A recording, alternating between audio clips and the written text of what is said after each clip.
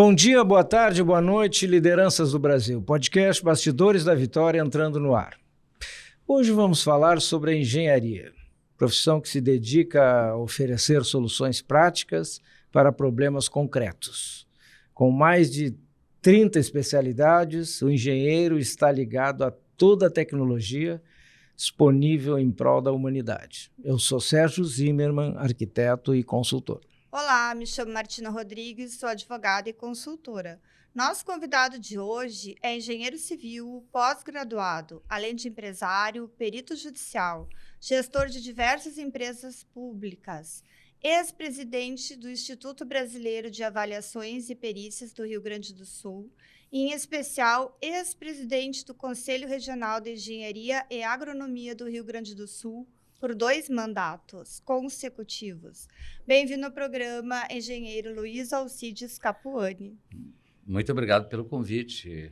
Um prazer eu voltar aqui e rever um grande amigo meu, que é o Sérgio Zimmermann. Eu dizia aqui fora do ar que eu fui presidente do CREA graças a ele, porque ele que me inseriu no sistema profissional. Porque, na verdade, assim, há muitos anos atrás, eu não sabia, eu como empresário, nós tínhamos um grupo de empresários.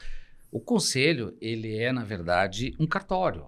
E por ser um cartório, ele tem que ser ágil. E na época que eu tinha essa consultora, nós fazíamos muita obra pública. E nós tínhamos dificuldades dos atestados em relação porque a Lei 866, porque tinha 2.300 para 866, até podemos falar um pouquinho. Ela exige corretamente que os acervos, os atestados, sejam vistados pelo CREA. E aí tinha problema, pessoal, vamos colocar uma candidatura para presidente do CREA. Eu não sabia nada de CREA, me colocaram. Nesse meio tempo da minha candidatura, surge esse cidadão que era candidato, que tinha prestígio, tinha e tem, né? Mas estou dizendo que tinha muito mais. E aí me procurou para que eu retirei minha candidatura e apoiei ele. Né? E o nosso líder também, que nos botou numa sala trancada, lembra? Então, assim, na verdade, tu vê como é que é a vida, né? Então, foi uma experiência interessante, né? Embora o final não tenha sido muito feliz. Como tu falaste, eu fui 2 vezes presidente do IBAP também e do CREA. O CREA, na verdade, eu fui 2 e o 3º mandato que eu ganhei democraticamente. Mas isso nós vamos contar daqui a pouquinho. Espera um pouquinho aí. 1 minuto de silêncio. Eu queria começar a nossa conversa primeiro dizendo o seguinte. O mercado da engenharia diz que está sempre aquecido, né? Isso é uma verdade, independente da situação política e econômica da sociedade? Olha, depende, em parte sim, porque veja bem, o mercado da engenharia, ele é muito amplo, né, Sérgio? Tu pega assim, quando eu entrei lá no CREA, eu fiz o filme aquele que era Martina. Era o seguinte, as pessoas choravam. Eu peguei um parto e mostrei todas, você lembra daquele filmezinho, 3 minutos, que é ali que está inserida a engenharia, porque a engenharia o pessoal acha que é só construção civil. Então, que nem agora veio a pandemia, a engenharia, nós temos mais de 260 títulos profissionais. Tá? Até o pessoal que prevê o tempo, os meteorologistas participam do CREA. E na época nós tínhamos técnicos e inclusive os arquitetos que depois formaram o conselho dele. Então assim, Sérgio, no meu entendimento... Eu posso até te dar um testemunho aí. Eu há pouco tempo estava no Banrisul e em plena pandemia o Banrisul foi obrigado a contratar 2 consultorias por causa da pandemia. Um era o Hospital Moinhos de Vento e o outro uma grande consultoria de engenharia para poder operar todos os espaços do banco de forma a não, vamos dizer, a proteger os funcionários e os clientes. Então, tu vê que a engenharia está até no funcionamento das pessoas. Então, no meu entendimento, o que acontece quando vem a crise? Eu me formei na época da crise, em 83. Tinha uma crise no país, de crise econômica, porque tu tem a crise econômica e também temos a crise de profissionais, porque tu tem hoje no país, se forma em torno de 50 mil profissionais por ano. Tu vai formar, tem estudos aí até 2015, tu forma 250 mil profissionais. Sabe quantos nós precisamos? 800 mil profissionais. Mas o que acontece? Na época que eu me formei, os colegas, eu consegui ser engenheiro na minha prefeiturinha. Ela ganhava um salário mínimo. Então eu ia daqui lá de carona e aprendi engenharia lá. Fiz um centro cultural, fiz todas as obras da cidade na época que eu fiz. Entendeu? Então assim, ali que eu fui pegar a prática e colocar. Desculpe, pegar a teoria e colocar na prática. E os meus colegas, um foi fazer concurso do ICM, o outro foi trabalhar no banco, porque, na verdade, a nossa formação profissional, ela te dá essa capacitação para ti ser gestor, trabalhar em... E o pessoal sai fora do mercado. Depois passa a crise, falta profissionais do mercado. Então, eu diria, Sérgio, que ela é cíclica, no meu entendimento. Principalmente a parte de construção civil. Embora a engenharia, que eu te falei, ela é muito ampla nas outras áreas, que continua andando. Hoje eu tenho filho arquiteto, que inclusive é colega do Sérgio aí. Eu lembro que na época ele queria ser engenheiro, daí ele não passou em engenharia. E eu disse, tu não vai passar porque tu não estuda como tem que estudar. Entendeu? Até amanhã, Sérgio, vou escrever sobre isso, a questão dos pais que dão moleza para os filhos. Porque eu, se contar a minha história aí, tu chora do como é que eu fiz para estudar. Tu vai contar depois, vai ter um momento. Se eu puder, eu gostaria de contar bem cenas rapidinho. dos próximos capítulos. Então, assim, ó, o meu filho é arquiteto. Ele já está tirando outro curso que é da informática, então, corretamente. Porque engenharia e a arquitetura, embora eu discorde um pouco, porque tu está criando a inteligência artificial, onde nós, sabendo usar a máquina e a técnica, no meu entendimento, vai ser produtivo, porque tu pode usar em muita coisa. Sim, tu engenharia, vem pra até somar, né? Pega nas obras, por exemplo. Tu pode fazer serviços com robôs que, em relação ao segurança, entendeu? Coisas Segurança que são do difíceis, trabalho, segurança do no caso. trabalho. Então, tem muita coisa na questão de tráfego, né, das cidades, planejamento que é urbanista, Sim. aí, que a inteligência artificial ajuda. Então, no meu entendimento, a engenharia, ela jamais vai deixar de existir. É claro que nós temos crise, porque, veja bem, o que... E a inteligência artificial só existe porque tem uma engenharia por trás, Claro, né? também que fez. Então, assim, ó, outra coisa que desculpa, eu vou falar um pouquinho de mim, porque eu já estou meio que me aposentando. Estou aposentado já. É pra falar.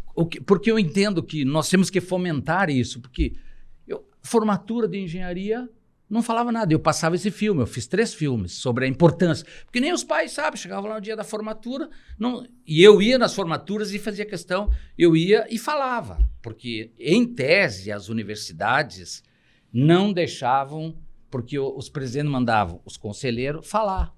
Então, me convidava, eu ia e falava, com a condição de falar, porque aquele é o momento da emoção e tu mostrar a importância que tem nas nossas profissões.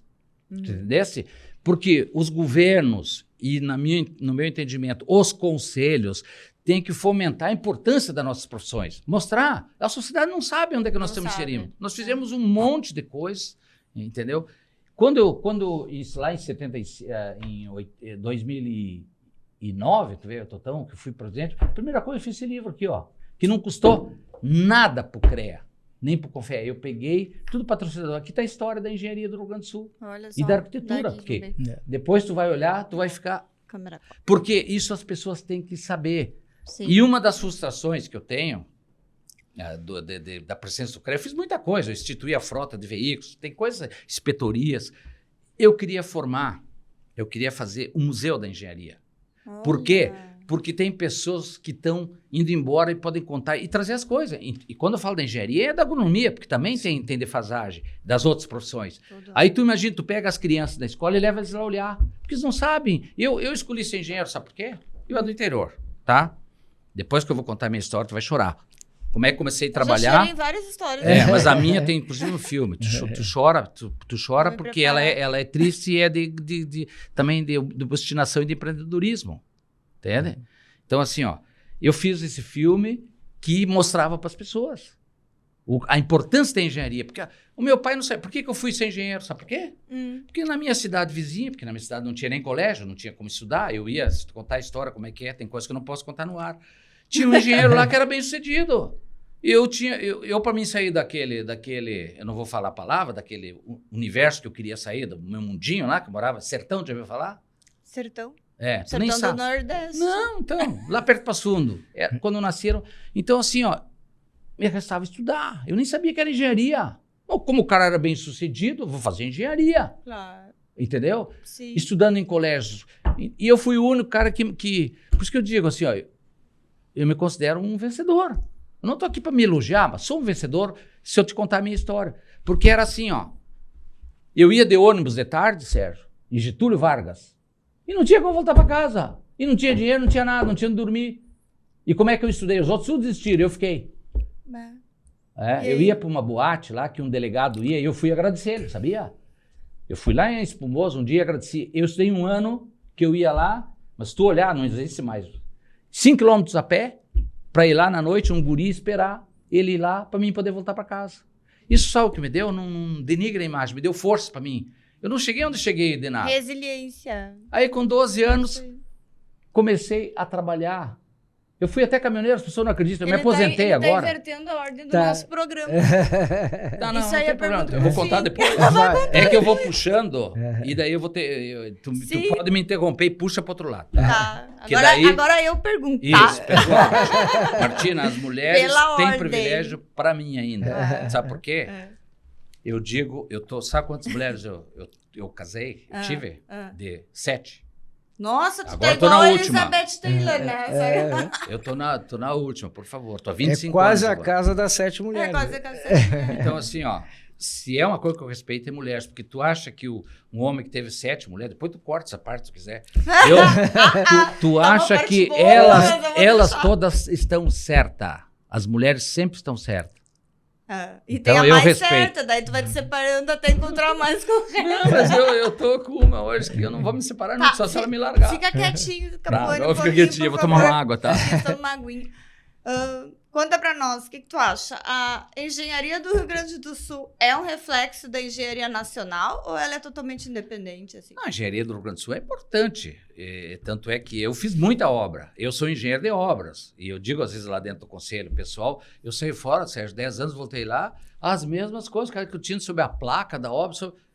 Eu tive obra, fiz muita obra de engenharia. Eu fiz obra para o Exército, fiz obra para a Caixa Federal, fiz obra para o Banco do Brasil, eu fiz obra para o governo. Me ralei, porque peguei os planos, peguei o plano Collor, fiquei sem nada, entendeu? Eu estava com obra no Exército na época, fiz muita obra para o Exército, e o pessoal fala tanto do Exército, o Exército, para mim, seríssimo. Só um defeitinho, o fiscal da obra. Quando chegava às 9 horas da manhã, ele te larga aqui e vai lá bater continência para o general, que é hierarquia, eu respeito. O resto, eu não tenho... Olha, os militares, para mim, eu fiz muita obra para os militares, entendeu? Então, assim, conheço a questão, tem a questão trabalhista, que hoje mudou agora a legislação, era um absurdo. Eu escreveria um livro só sobre a questão trabalhista. Então, eu vou te contar só uma coisa, porque envolve engenharia. Eu fiz 600 casas lá onde é o Grêmio, tá? Na época, eu faleci de Cimente. Eu fiz 600 e ele 600. Chegou no final da obra, limpeza da obra. É passar um jornal nos vidros e varrer, tá? 3 dias, terça, quarta e quinta as mulheres. Peguei 7 mulheres, paguei, fiz uma empreitada. Entraram todos em juízo, todas ganharam. Assinatura de carteira, não sei o quê, não sei o quê, não sei o quê. Por quê? Porque a legislação trabalhista é assim. Minha querida, eu estou há 35 anos que eu tive uma empresa que até hoje eu não consegui fechar, eu pago PIS com fins ainda, e eu tenho trabalhista que vão lá e pegam o meu dinheiro na conta. Sabe por quê? Tudo gente que eu paguei, estou pagando tudo de novo. Porque eu fiz um erro, eu peguei, que ser o bonzinho, eu tive alguns erros na minha vida, eu não fiz só acertos, viu? Acreditei em algumas pessoas erradas, entendeu? Sim. E, por exemplo, o que eu tinha que ter feito na época? Eu ficava com pena das pessoas, porque tu vive... Eu tinha 800 funcionários, tá? Fichados. Então, eu tinha obra por tudo. Eu tenho uma obra que eu fiz pro Sesc, em Santo Ângelo, que até hoje, são 35 anos, eu pago o trabalhista. Pro advogado, né? Óbvio. Teu coleguinha, sabe por quê? O cara já morreu. Eu não faço trabalhista. Viu? Doutor, vamos fazer um acordo. Eu não achei, porque o cara morreu, ele fica me mapeando para pegar o dinheiro. Também tô dando uma ajuda. E outra coisa, eu paguei esse cara. Mas tinha que denunciar ele na OAB? Fica a dica. Olha, com todo o respeito, Não, com todo o respeito tem. que eu tenho ao doutor Cláudio Lamáquia e ao doutor... Não, o agora, o irmão. O Leonardo, mas eu conheci o Cláudio antes. E outra coisa, quero deixar aqui, isso pode colocar. Eu devo muito a essas duas pessoas, sabia? Se eu viver 10 vidas, eu não pago o carinho e a assistência que eles me deram em termos jurídicos.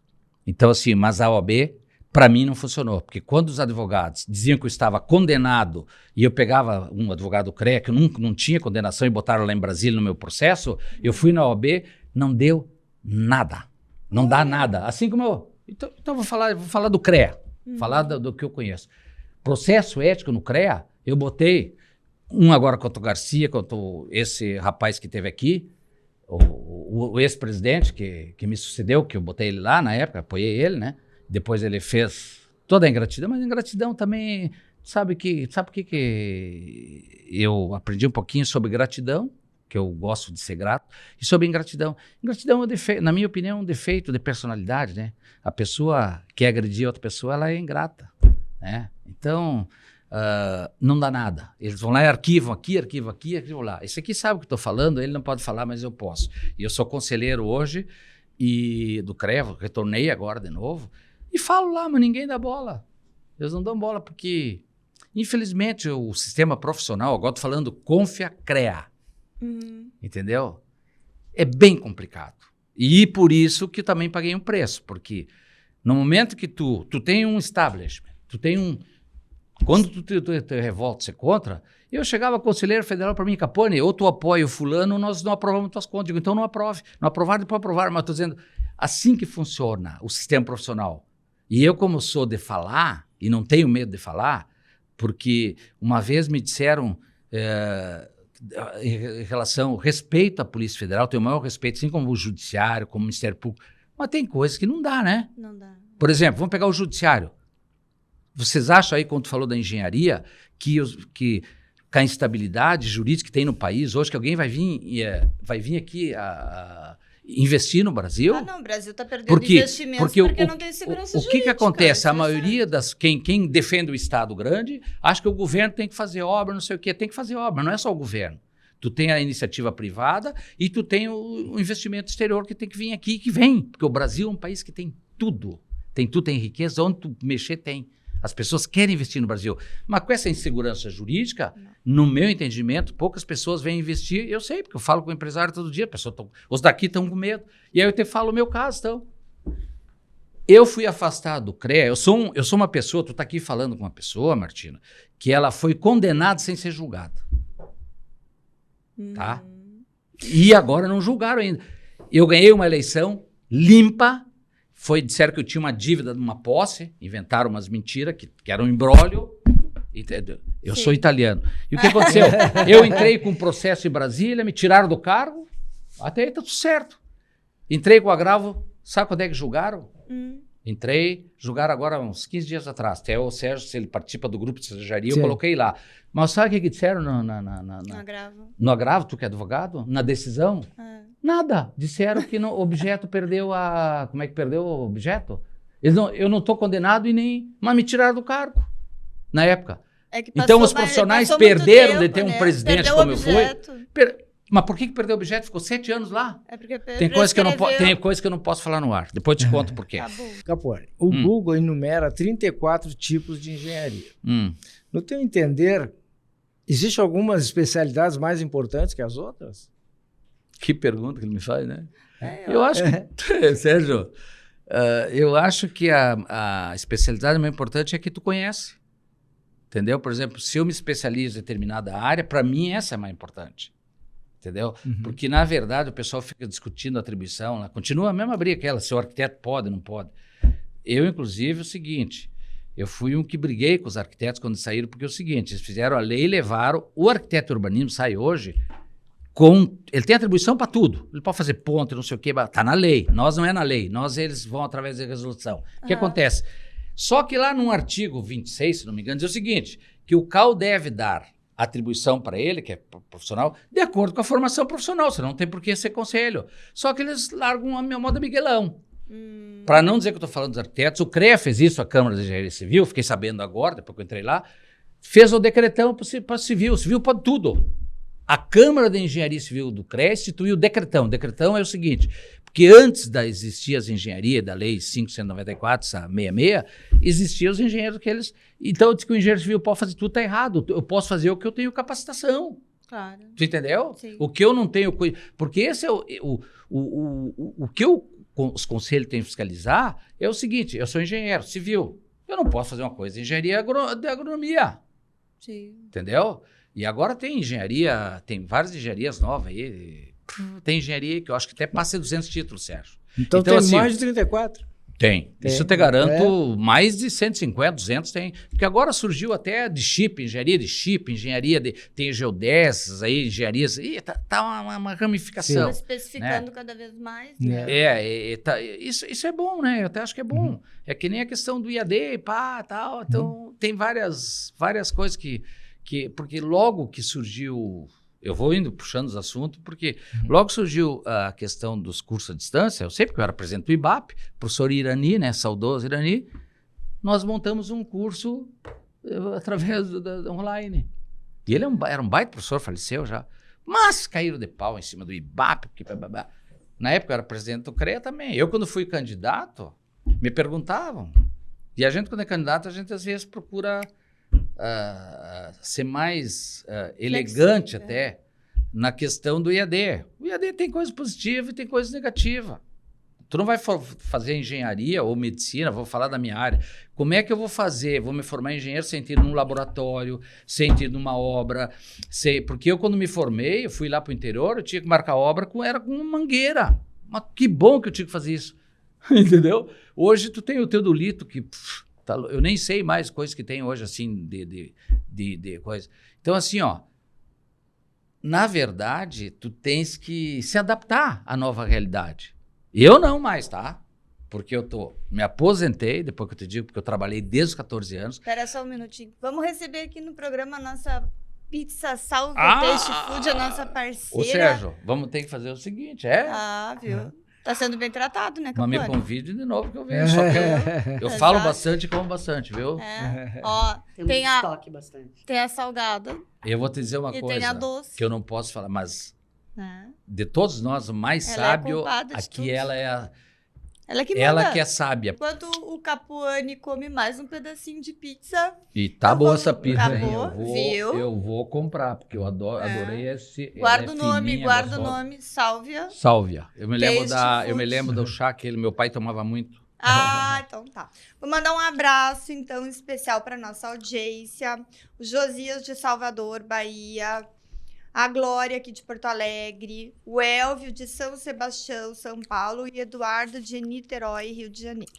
E eu queria também aproveitar para fazer os nossos agradecimentos aos nossos parceiros, né? SBS Engenharia Limitada, solidez que inspira confiança, grandes obras, grandes realizações. Facas Dom Cássio Selaimen, facas com alma, use com orgulho e guarde por gerações. E Sálvia Taste Food e Quero Café. Além de você, colaborador anônimo, aí através do nosso QR Code. Capone, vamos voltar, Capone? Vamos, estamos aí. Tu tá bem agora? Tô agora, depois da pizza da Sálvia. Maravilhosa pizza, né? É boa mesmo. Que pizza gostosa. Mas me conta uma coisa, tu que presidiste o Conselho Regional de Engenharia por 2 mandatos, né? Qual a importância do conselho para o profissional e para a sociedade? Olha, aquilo que eu falei, onde é que não tem engenharia? Desde o início quando uma vida no hospital, nos hospitais, em tudo tem engenharia. O conselho, ele serve, porque as pessoas confundem um pouquinho, porque nós temos o sistema profissional, dentro do conselho tem as entidades de classe, aí tem os conselheiros que representam. O conselho, ele serve para a fiscalização profissional. Mas não é só nisso, por exemplo. Se tu pegar lá a Lei 5.94, 66, que ela está, no meu entendimento, defasada, ela diz o seguinte, que o interesse social humano, o conselho, onde tem o interesse social humano, ele tem que estar presente. Então, é muito ampla esta gama de que o conselho pode estar inserido. Tá? Infelizmente, é uma autarquia federal, no meu entendimento, porque não tem dinheiro de governo, os profissionais que contribuem. Então, assim, dentre os processos que eu sofri, por exemplo, vou te citar 2, tá? Boate Kiss. Quando deu aquele evento, eu fui um dos primeiros a chegar lá. Nós já havia um problema entre a profissionalização do Corpo de Bombeiros com os engenheiros. Mas nós sempre entendemos e fizemos seminários que a gente pode trabalhar em conjunto. O bombeiro apaga fogo. E tem bons profissionais do bombeiro. Mas não é a função do bombeiro aprovar um PPCI. Ele no entendimento, porque no momento que eu faço um trabalho profissional, vamos pegar a prefeitura para sair. eu faço uma edificação, eu assino, sou responsável. Claro que tem que seguir o código de obra, não precisa passar lá para o engenheiro, para a equipe da prefeitura, olhar se os cálculos meus estão certos, não é função do órgão público isso. Embora a Constituição de 88, ela deu esse poder de alvará, de licenciamento às prefeituras. E nós, a legislação diz que o profissional se responsabiliza do seu serviço ou trabalho profissional, que é através da RT. E o conselho fiscaliza, porque veja bem, eu sou engenheiro civil. Eu não posso sair, porque eu digo, eu sou engenheiro, tem muita gente. Eu conheci colegas que eram engenheiro agrônomo que faziam PPCI. Lá no CREA. Não pode, porque ele não pode fazer na área da civil, ele não tem esse preparo. Então o CREA fiscaliza isso, ou seja, tu te capacita na universidade e o CREA fiscaliza ver se tu tem a capacitação para poder exercer o teu trabalho para proteger a sociedade, porque no fundo todo o conselho existe por causa da sociedade. Então, a fiscalização profissional, que o pessoal não entende, mas o CREA só fiscaliza o profissional, não fiscaliza o leigo, porque não está na legislação. Então, o que a gente faz? A gente notifica uma edificação que está sem o profissional e o leigo tem que contratar um profissional, depois vai lá no CREA para ter a segurança. E mesmo assim nós temos acidentes que é normal, isso faz parte da vida. Só que o problema da engenharia, estou falando da civil, tá? Que é onde eu sou. Sim. Mas quando nós falamos em botkiss, aí entra na tua área, no direito.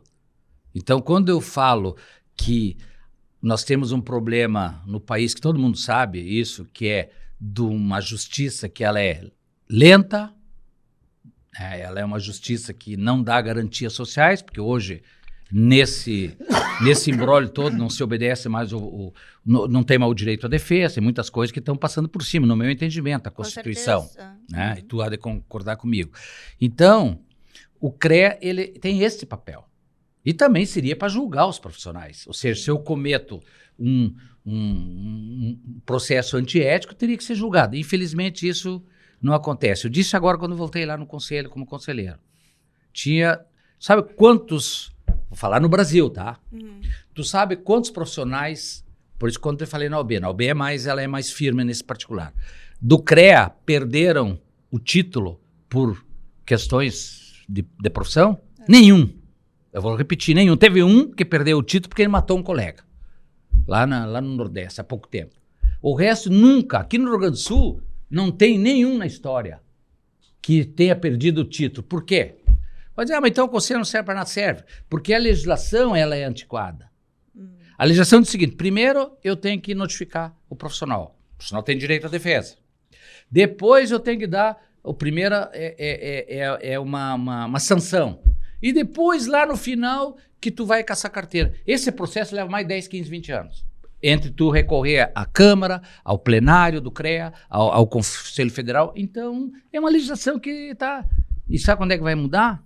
Nunca. Sabe por quê? Te pergunto, na atual conjuntura política do país hoje, que nós vivemos há tempos, tu acha que alguém vai se preocupar com um conselho de classe? Não. Com fazer uma nova lei? Não, porque os caras estão lá, tu viu? Tá essa briga aí política. Entendeu? Então, infelizmente, eu não sou pessimista, mas eu não vejo uma luz no fim do túnel nesse particular. Outra coisa, por que nós somos autarquia?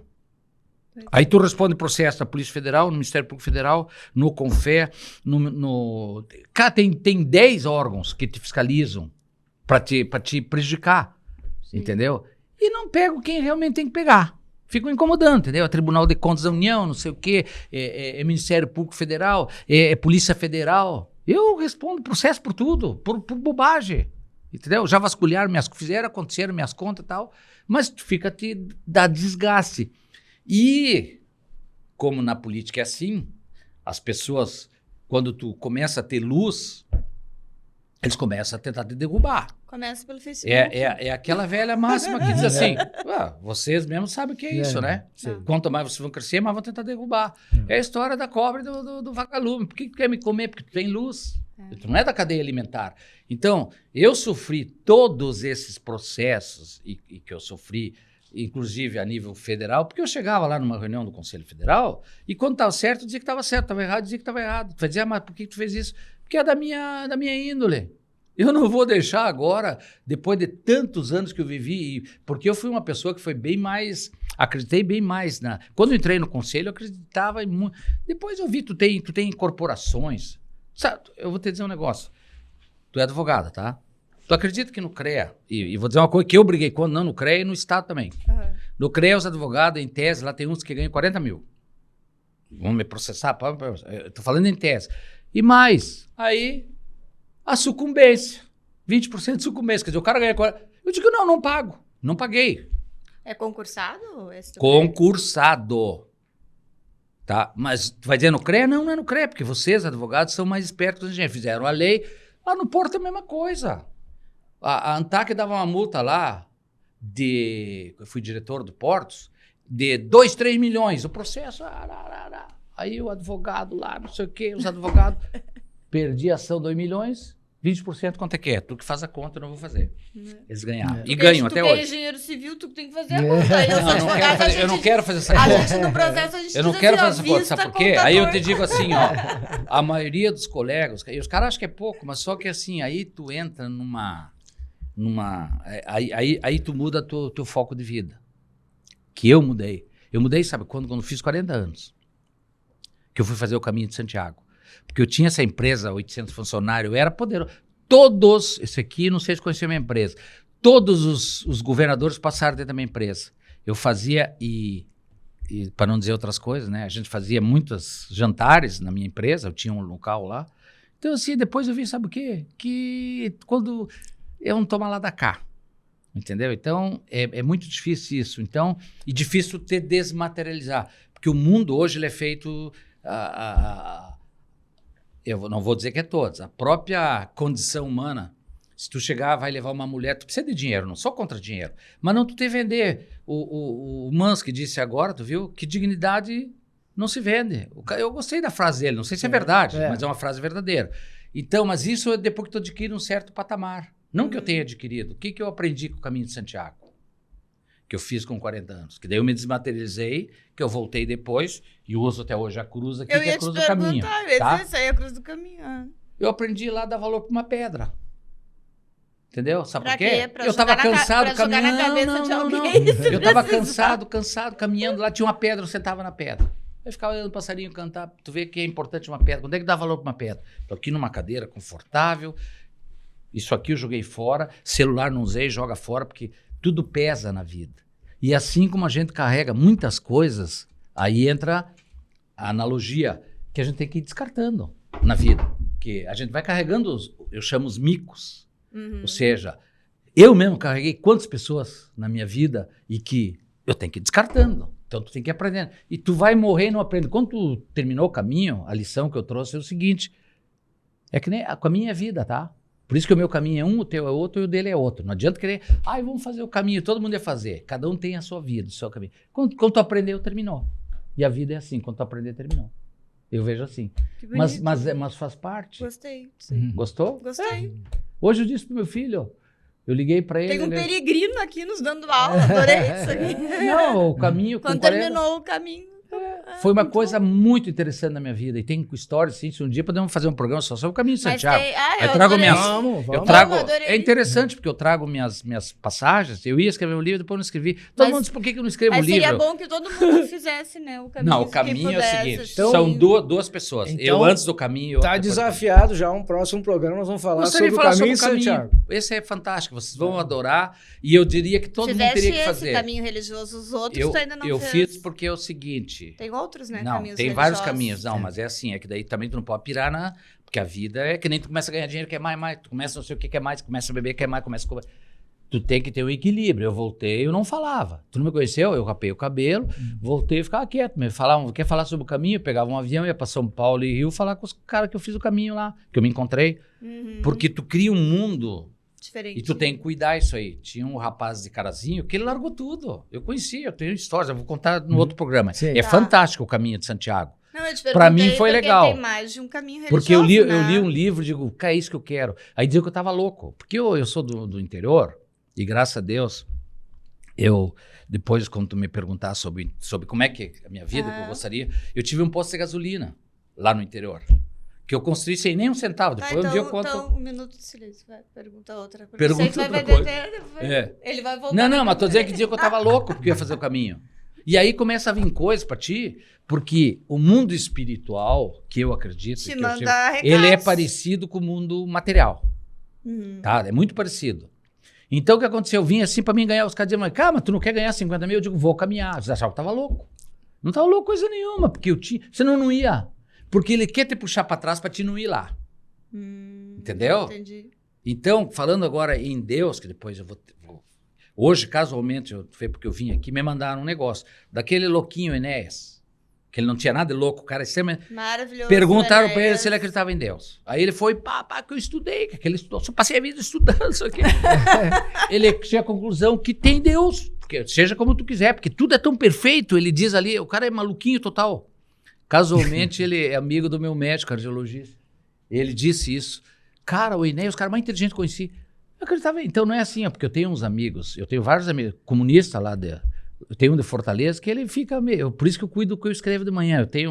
Eu escrevo, mas eu procuro... Ele faz uma coluna no WhatsApp do Faz grupo 3 da anos. Sociedade de Engenharia. Não, eu faço em Faz, tudo. Tá. Vai pelo Brasil, Eu não isso tava aí. entendendo É. nada. Mas eu tenho desde a minha empregada doméstica lá da minha mãe, cuidou da minha mãe, até eu. Então eu tenho que cuidar. Esse cara, ele é comunista, então às vezes escreva coisa, ele vem hoje, eu disse pra ele, eu lembrei de ti, mandei um negócio aí, fora da minha coluna. Claro. O Tá, Zé esse Mário. negócio de... Então, vamos, Ele não acredita vamos, em Deus, que é um direito Tá, também. vamos mudar um pouco o programa. Já Tem tá várias falando isso, pessoas que eu então. não acredito. Eu Tu conheci escreve vários... de manhã depois do caminho do Santiago ou depois? Antes Não, ou depois. Eu comecei a escrever assim. Comecei porque foi assim.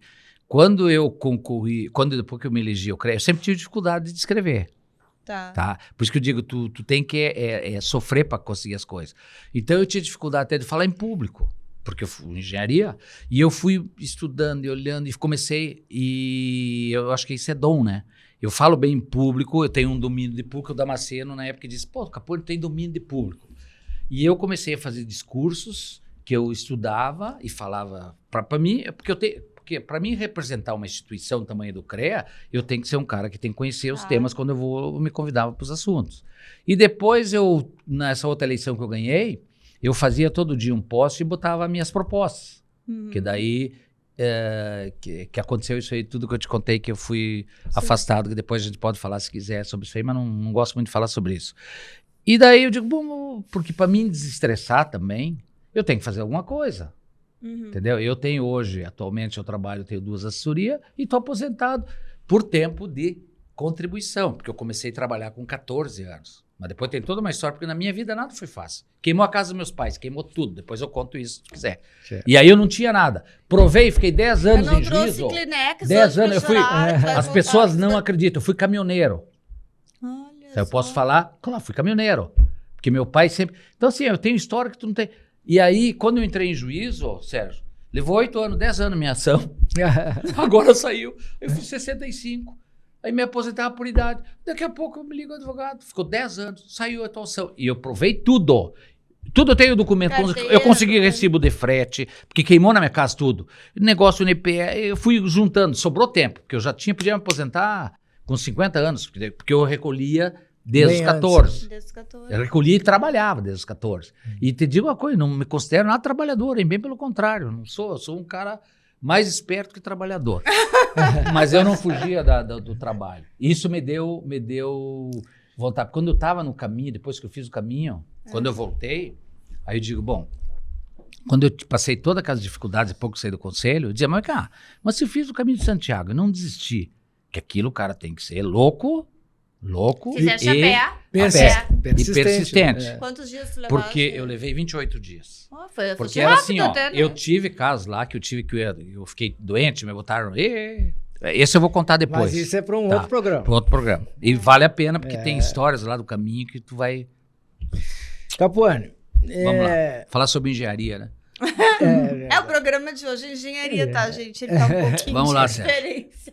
Desculpa se eu tô falando demais, mas não, tá Ah, ótimo. tudo bem. Não, assim, ó, é que eu tava tem uma- represado, não tava mais sendo convidado para falar, agora eu tenho que falar. Aqui nos bastidores da Vitória, tu bota Não, tô pra brincando. fora. Eu tive esses dias, não. Fala. Mas, Capuane, tem vamos dizer assim, um dito popular aí que o sistema Confia-CREA é ou era um dos maiores sistemas profissionais do mundo. Com a saída dos arquitetos, recentemente dos técnicos, isso aí prevalece ou nunca foi Eu verdade acho isso? que ainda, sabe por quê? Nós tínhamos 1 milhão de profissionais, já atingimos de novo. porque tu sabe que eu não gostaria que os arquitetos saíssem, mas também era um direito deles formar o conselho, que no meu entendimento não melhorou para os arquitetos. Depois saiu os técnicos, formaram o conselho, é mais briga ainda. Saiu os técnicos, nós somos mais de 1 milhão de novo. E outra coisa que é preciso dizer em termos de... Eu vi hoje de manhã, casualmente, estava falando sobre a OAB, tá? A OAB tem 99 mil profissionais. O nosso orçamento CREA hoje, do sistema, o sistema profissional tem muito dinheiro. O dia que o governo descobrir... A multa tem mais de 1 bilhão em caixa. Entendeu? Qual? A multa é a caixa de assistência. Vocês têm sim. a nossa caixa de assistência, porque cada RT, porque qual é a diferença nosso advogado? Nós pagamos a nossa anuidade, as empresas também, e quando a gente faz um trabalho tem que recolher uma RT, que paga de novo. 20% vai para mútuo. Olha só. Bom, a minha mulher se aposentou pelo banco, ela tem a caixa de assistência. Nunca recolheu nada a não ser aquela complemento ao salário dela. Eu me aposentei agora, tá? O máximo do teto, com o máximo do teto, não tem porquê, eu posso dizer, dá 7 mil. Ninguém se aposenta mais que 7 mil hoje. É isso aí. Que é pelo tempo de contribuição. Com a minha médica eu paguei sobre tudo, tá? Só que é o seguinte, quanto é que é o mínimo profissional? Que é, merreca, é 9 mil e pouco. Te pergunto, qual é o problema da minha caixa que eu recolhi durante 40 anos? A RT, eu tenho mais de 2 mil RT, pago anuidade, de complementar esse meu salário agora, depois que estou velho, eu mesmo comprava os remédios. E, por outro lado, faz o que com aquele dinheiral todo? Tem um prédiozão lá, não sei o quê. Então, o nosso sistema profissional, Sérgio, ele é ainda, eu estou falando agora tirando os arquitetos.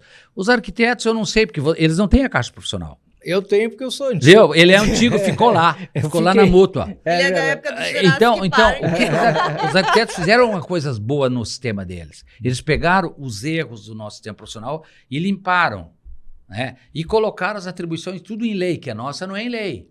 Nós temos um imbróglio, tu não tem noção de atribuições profissionais. Porque o nosso é a resolução, e resolução não é lei. Mas, por outro lado, no meu entendimento, os arquitetos colocaram coisas que a mais. Que o profissional, eticamente, ele devia dizer, bom, vem cá, o Sérgio faz uma ponte aí, Sérgio. Vai dizer, faço. Ele pode fazer, sabia? E assinar. Ele não tem conhecimento, porque ele não estudou.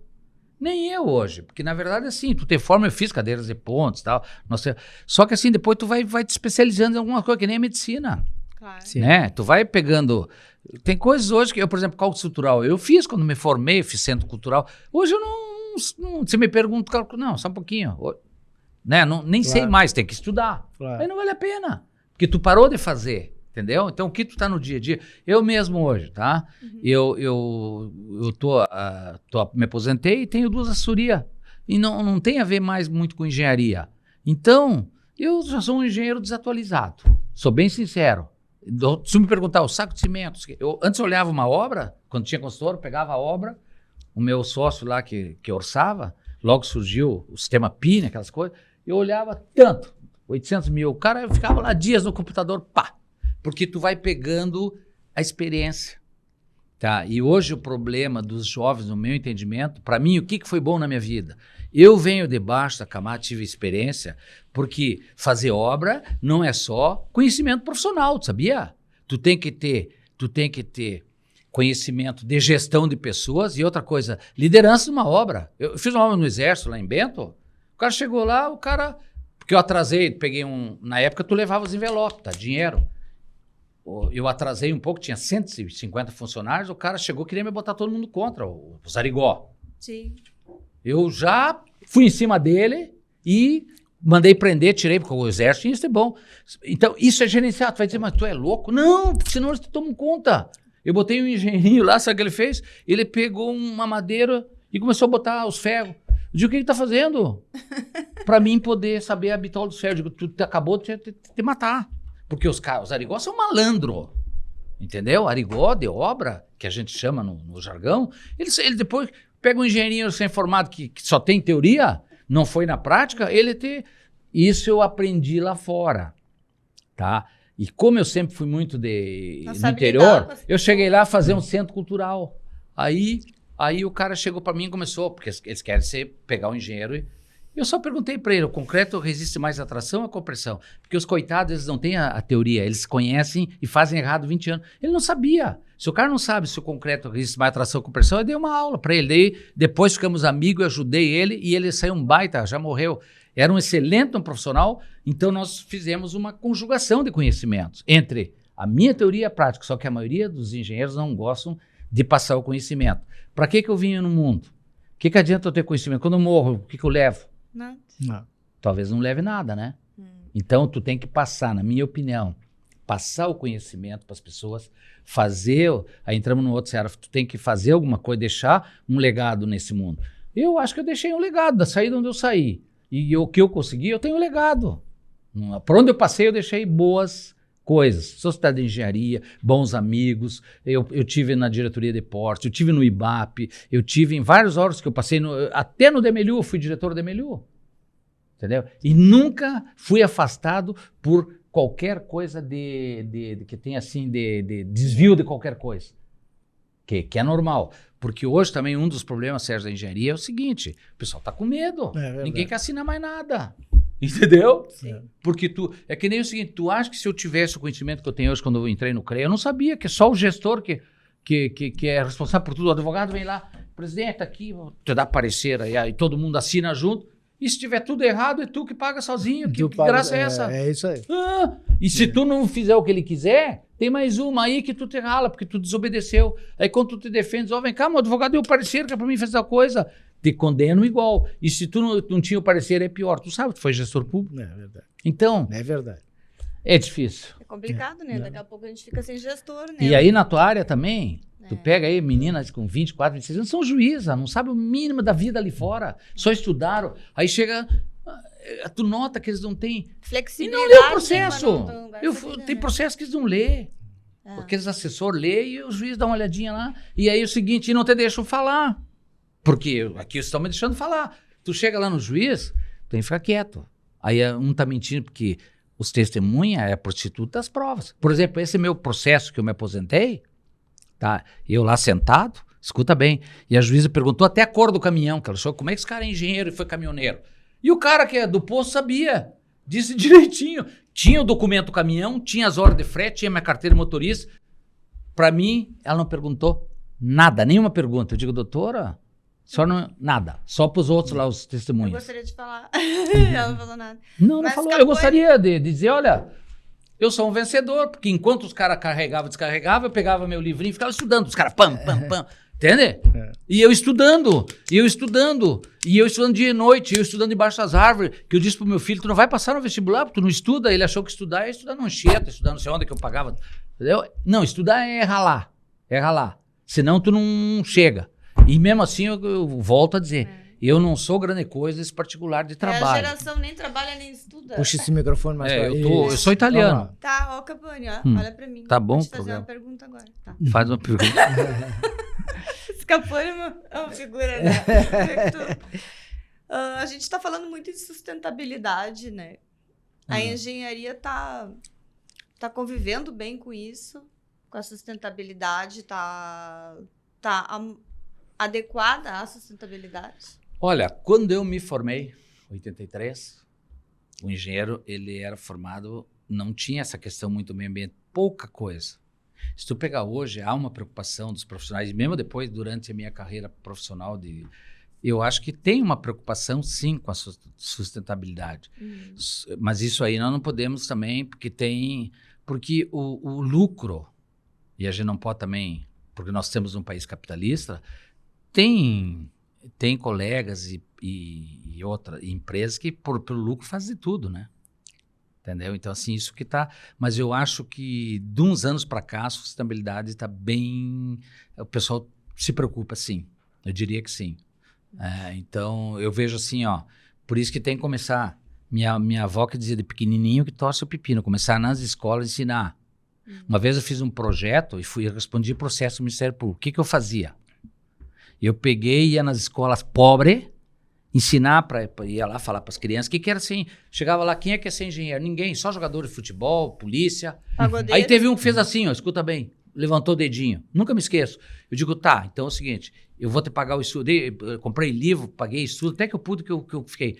Sabe por quê? Eu tive um. E o que eu ia lá? Eu ia lá explicar que é bom ser engenheiro, arquiteto, agrônomo, nas áreas, que é importante, eles têm que ter isso aí. Sabe o que me restou disso? Me denunciaram no Ministério Público, quase fui preso. Sabe por quê? Porque eu fazia assim, o Correio do Povo começou a divulgar. E aí me denunciaram e eles disseram que eu não podia só com o Correio do Povo, porque o Correio do Povo botava tudo. Cara, respondi processo no Ministério Público, Sérgio. Porque eu tinha que parar o processo. E eu saía nas empresas. Tu respondeu o processo porque tu divulgava o que tu fazia. Porque não podia, que eles alegaram? Que eu estava beneficiando. Com a mesa aí. Beneficiando só um jornal. Eu dava entrevista naquele jornal, falava do jornal e dizia que era um projeto com eles, porque estavam dando. E eu pegava, eu ia assim, por exemplo, fui na Gerdau, em várias empresas e pedia tinta. E eu reformava uma sala, entendeu? Daí o CREA não cobrava RT, eu arrumava a Associação de Engenheiros e Arquitetos, os caras iam lá e nós fazia de graça. Só que daí também queria um problema com os coleguinhas, né? As empresas. Mas eu fazia só coisinha pequena.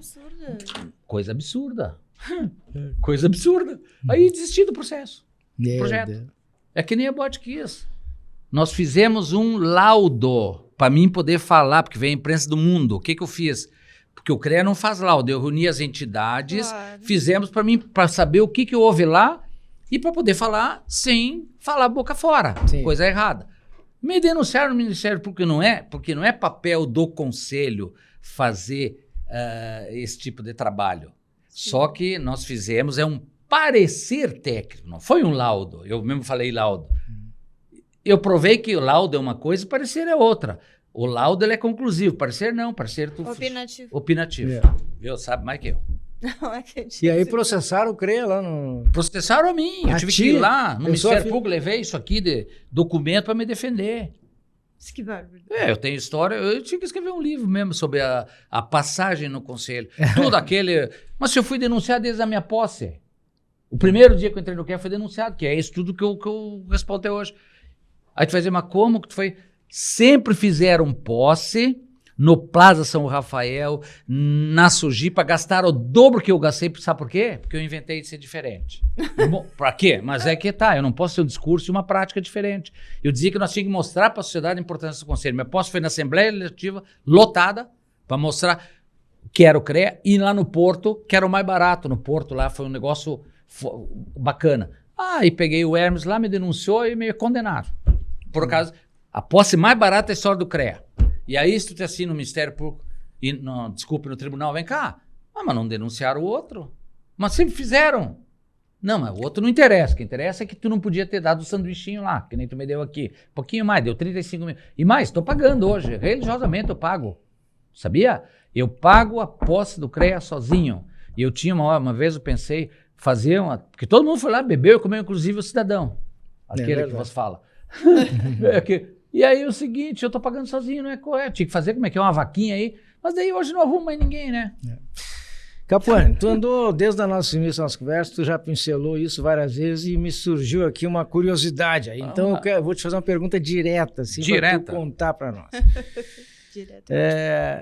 Depois de 2 mandatos brilhantes lá no CREA, tu te elegeste mais uma vez para o 3º mandato, né? E não tomou posse. O que não, eu tomei posse, fiquei 15 dias e me afastaram. Mas o que aconteceu? Não, o que foi alegado? Quando eu te falei da primeira posse em 2009, Sim. que me denunciaram, que tiraram os documentos, o contrato, ficou aquela... Eu fiquei lutando na justiça, tá? Então ficou aquela... Mas o Tribunal de Contas, ele não tinha julgado ainda, tu que é advogada, não tinha chegado ao fim o processo. O que aconteceu? Depois que eu sei, veio o sucessor e ele começou a botar processo, não sei se vários. Um desses aí, ele alegava que me processou que eu tinha que pagar. Eu botei bens à penhora e contestava a avaliação, não sei o quê. Então ficou esse vácuo entre se eu estava condenado ou não pelo Tribunal de Contas. Que depois o tribunal veio me condenar, sim. Só que eu já era candidato. Sim. Entendeu? Meu erro foi não ter pago antes. Entendi. Eu ganhei as eleições. A alegação foi que eu estava em dívida. Quem está em dívida com o conselho não pode. Não pode nem concorrer. Não podia nem concorrer. Só que tem um detalhe, doutor Sérgio. Nesses 3 anos, eu tive mais de 65 processos. Então, se tu pegar minha ficha e olhar ali, tu imagina agora um juiz. Uhum. Tudo eu tive processo contra mim, foram Sim. contratados 5 advogados. E mais aquilo ali, o juiz pegou e me afastou. E não julgaram agora há poucos tempos, depois de 7 anos, nem sim nem não. Eu não sou nem condenado e nem inocentado. Só que neste meio tempo, meus advogados me orientaram que eu devia de parcelar a dívida. E eu parcelei, consegui em juízo, porque eles não me davam lá. Sim. Como é que... Estou pagando religiosamente, mas não me deram posse. Não julgaram meu processo. Essa é quando eu falei que a justiça é morosa, para não dizer outras coisas. Quer dizer que tu foi eleito e não Fui tomou posse. eleito e os profissionais que depositaram confiança em mim não tiveram foram tolhidos de ter um presidente do meu quilate que eu fui. Pelo decurso do tempo da ação, perdeu Pelo o objeto. decurso.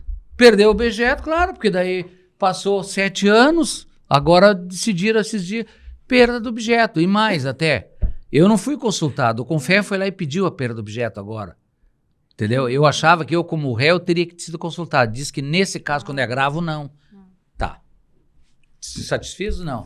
Sim, agora Então é o entendi. seguinte, fui eleito, entendeu? E assumi 15 dias e me afastaram. O que eu entendia? Que eu teria que ter sido, então, durante o julgamento, ou então julgar antes de terminar meu mandato. Claro, Né? claro. E teve um outro episódio, já que tu me fez a Uhum. pergunta, porque as pessoas não entendem, porque é bem complexo Sim. entender isso. Só uma pergunta.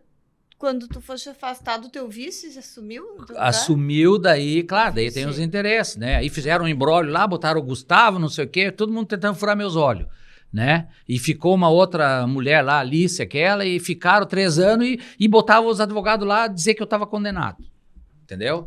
Porque o que os advogados pegavam? O advogado CC daí, tá? Porque eu até, ele foi demitido do CREA, esse advogado, é um rapaz lá, que eu denunciei ele na OAB e não deu nada. Porque como é que... Uma coisa é tu estar condenado. Eu te mostro todos os processos aí. E outra coisa é tu estar com um processo de condenação. Sim. Concorda? É que nem o seguinte. Concordo. Tu diz assim, pá, Capone, mas tu tem 70 processos, né? Eu tenho. Quero saber quantas condenações eu tenho. Porque então eu vou ali e te dou... O Sérgio me ameaçou, eu dou parte na polícia e abro processo. É o que eles faziam contra mim. Era preparar um negócio para botar processo. Eu quero saber quantas condenações eu tenho. A condenação que eu tive foi daquela posse, pelo Tribunal de Contas, tá? Ele disse que eu teria que pagar o sanduíche, que era 35 mil na época. Tá. E daí, isso que me deu... Porque quem está em dívida com o conselho, só que estava naquele interim, tá? E aí que eu te digo que é mais fácil para o judiciário. Tira esse cara que tá cheio de processo, porque aí engrossaram o caldo. É, esse Você, é o ó, problema, né? Porque daí os viu? processos Eu não quero falar em política, mas o que está acontecendo no nosso país hoje? Era o que entendeu? eu ia te perguntar agora. A minha mulher diz a seguida, ela diz, isso aí tudo já vivia aqui em casa, que persegue aqui, o cara vê a baleia. Eu não sou, eu não tenho, como é que é? Eu não tenho bandido de estimação. Mas tu nota, que só quem não quer enxergar, que tem uma... Eu fui igual, pegava os processos, Tu acha, botava. então, eu já ia te perguntar isso. Mas Tu acha que a aí vem o política- seguinte, é. eu vou te dizer o seguinte, olhando nos teus olhos. Sim. Quando eu falei em Deus, que eu não sei se estava no ar ou não, né? Eu sou uma pessoa espiritualizada, por isso que eu passei tudo isso que eu passei, tranquilo, porque as pessoas dizem, como é que tu não morreu? Como é que tu teve ataque do coração? Você não tem noção que foi minha vida. Né? Só que é o seguinte, o tempo é o senhor da razão. Vocês viram o que aconteceu há pouco tempo, né? Porque me taxaram disso, daquilo, e a pessoa que mais taxava disso, daquilo, digo que tu é a história do olhar no espelho, né? Então, é o tempo. Não teve coisa melhor, inclusive, porque é o seguinte, fica a dúvida sempre. Aí depois desse episódio, mudou tudo, as pessoas, porque descortinou muita coisa. Porque se eu e o Sérgio aqui convivemos, somos amigos há tantos anos, e eu digo, Sérgio, tu é como é que chama aqueles padres que andam de sandália? Franciscano, tu é não sei o quê, tu é isso, aquilo, porque tu é o melhor do homem do mundo. Daqui a pouco eu saio dali da porta e começo a dizer, o Sérgio é um vagabundo, sem vergonha, é ladrão, é não sei o quê. Alguma coisa tem de errado, durante anos que tu... Entendeu? Entendi. Só que depois a verdade vem à tona. Esse mundo... Ele não é para casa. Retorno, A lei né? do retorno. É, E aí é o seguinte, eu sofri, mas eu vou te dizer uma coisa, porque quem sofre não é você. E as pessoas, por exemplo, meu filho. Meu filho, na época, um menino. Ele não entendia, botava que eu era ficha suja, que eu era não sei o quê, para essas internet. Ele foi num lugar, ele veio chateado. Que o cara disse, esse aqui teu pai aqui, ó, que é isso, que é aquilo, que é ficha sua, porque ele botava. É um verdadeiro assassinato de reputações. Isso. Tu imagina o seguinte, tu imagina a filha, a menina aquela do presidente anterior. O que passa a cabecinha dela? Com todas essas coisas que vão prender, que vão não sei o quê, que faz, o cara onde vai, entendeu? Eu passei por isso, sei muito bem. Era processo, e mentiragem. E eu me defendendo. Muitas pessoas me ajudaram. Eu sou grato hoje, que eu falei. Conheci pessoas que me estenderam a mão, pessoas que eu nunca fiz nada. E os que eu ajudei me enfiaram a faca nas costas. Faz parte do processo da vida. Isso aqui, sabe o que é isso? Evolução espiritual. É evolução espiritual, porque hoje eu sou uma pessoa sem rancor nenhum, sou uma pessoa que procura ajudar os outros, procuro fazer o bem, porque eu estou com 66 anos agora. Eu tenho o meu tempo, eu vou, entendeu? Às vezes eu sento lá na praça, que eu nunca fazia isso, que eu sempre trabalhei na vida, e fico olhando lá na praça, sentar, ninguém sabe quem eu sou. Aquelas pessoas simples, converso, faço amizade com eles, nem imagino que fui presidente do CREA, nunca disse para eles, o cara vende pedra, vende não sei o quê. Eu vou ali, converso com eles, entendeu? Tiro sabedoria, porque sempre tem sabedoria nessas pessoas. E olho um passarinho, olho não sei o quê, entendeu? Viajo, fui pescar esses dias, coisa que eu nunca mais fazia, lá numa colega minha que trabalhou num posto de gasolina que eu tive, ela vivia, fui lá, fiquei 2 dias. Cara, que não tem mais a mesma graça quando a gente é criança, as coisas. Que nem o caminho, se for fazer o caminho hoje, não vai ser igual. Mas o caminho nós vamos falar no outro.